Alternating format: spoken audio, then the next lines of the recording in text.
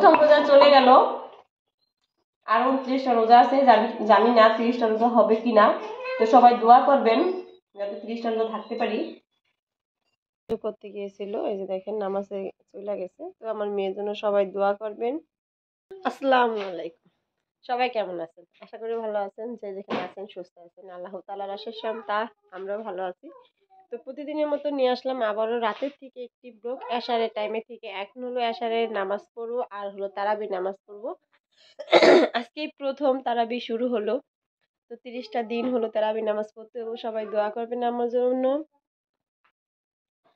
আমার শরীরটা খুবই খারাপ লাগে, তারপরও কাজ কাম তো করতে হবে। সংসারের কাজ করার তো আর কোনো লোক নেই, তার জন্য কষ্ট করে হইলেও সংসারের কাজ কাম দিয়ে করতে হয়।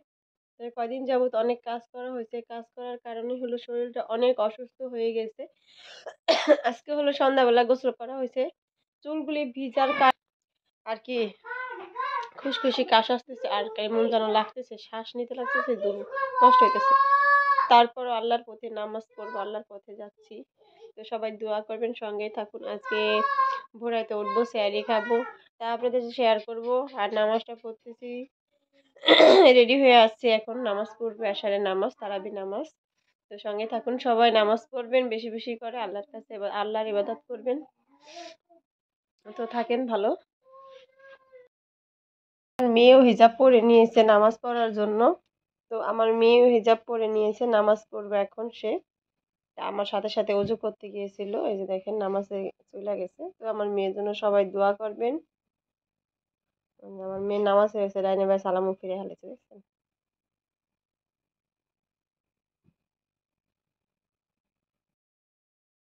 গরু গোস রান্না করা হয়েছে, যে দেখেন সেরি খাওয়ার জন্য। তো সবাই সেরি খাতে উঠে গেছি, ছেলে খাচ্ছে, আমি খাচ্ছি, ছেলে খেয়ে উঠে গেছে একজন।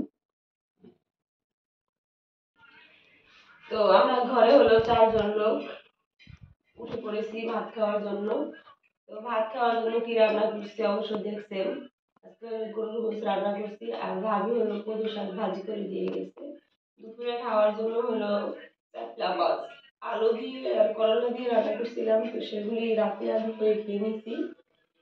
তো ভাত ভালো লাগতেছে না, বেশি একটা রেখে দিচ্ছি। আর মেহেরুন এদিকে ঘুমে থেকে উঠছে, মেহেরুন রোজা থাকবে, রোজা থাকবে তার জন্য।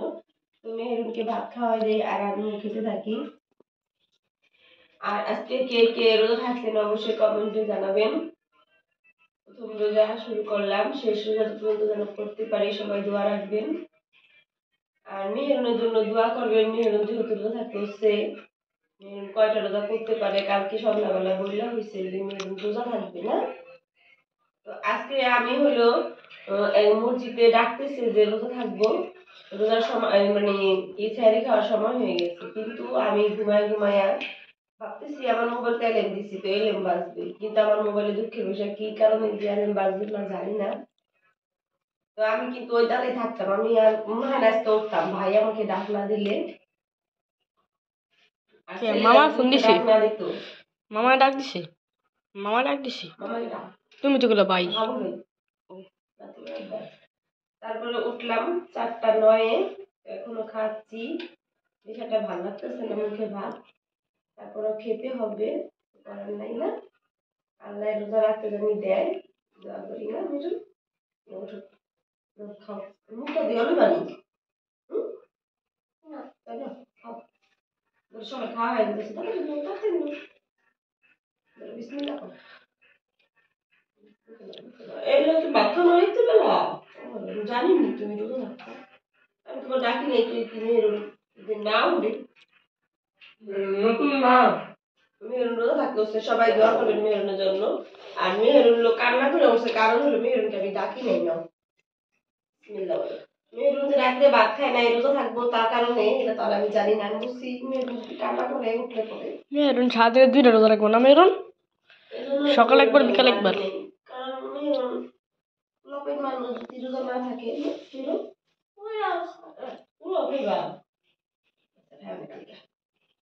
মেহরুনকে পোলাও রান্না করে দিন শীত করে।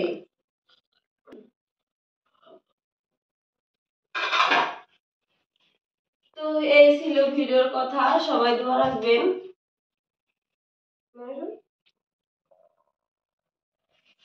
ওষুধের বক্সটা নামাই নিছি, ভাত খাচ্ছি।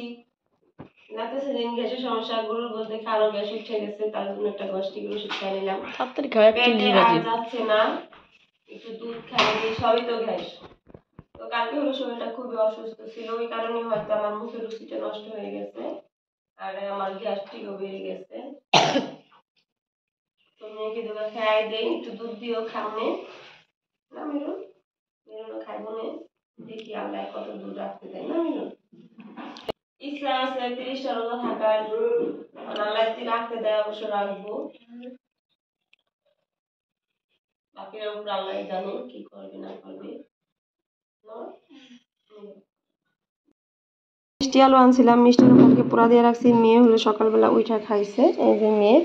আর এদিকে হলো কালকেই হলো আমি সরা পিঠা বানাইছিলাম, শরীরটা ভালো ছিল না, মনটাও ভালো ছিল না, তার জন্য আর কি আপনাদের সাথে শেয়ার করা হয় নাই সরা পিঠা। তো এগুলি এখন বের করে রাখছি মেয়ের জন্য, মেয়ে খাবে।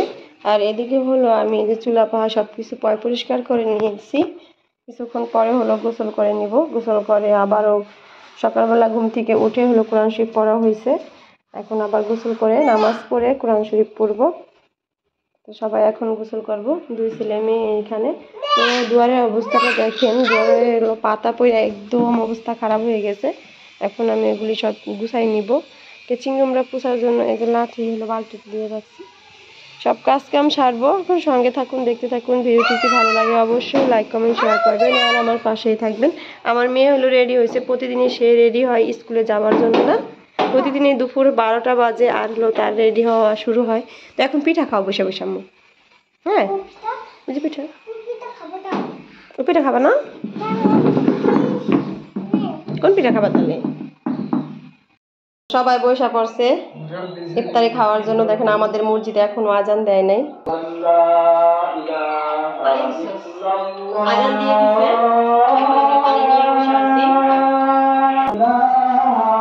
আলুর চপ বেগুনি ভাজি আনছি, মেরুন সুন্দর করে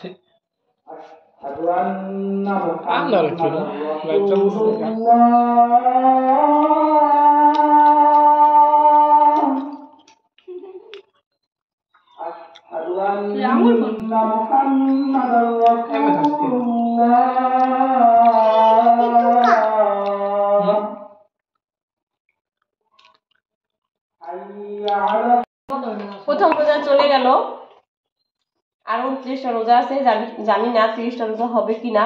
তো সবাই দোয়া করবেন যাতে 30টা রোজা থাকতে পারি। তো শাশুড়ি দেবর যা হলো ঢাকা, তারা থাকলে অনেক আনন্দ হয় বাড়িতে, তারা হলো ঢাকা আছে, আর আমরা হলো সবকিছু নিয়ে বসি ইফতার করতে না। তুমি রোজা থাকছো?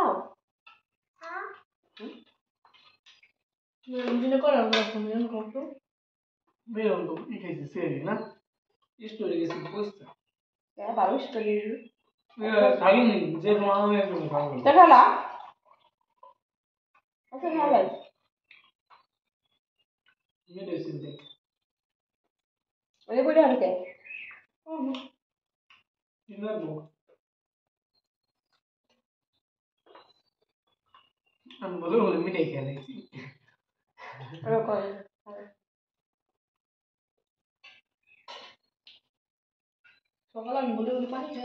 তো সঙ্গে থাকুন, দেখতে থাকুন। ভালো লাগলে আজকের ভিডিওটা অবশ্যই লাইক করবেন, শেয়ার করবেন আর পাশে থাকবেন। আল্লাহ হাফেজ।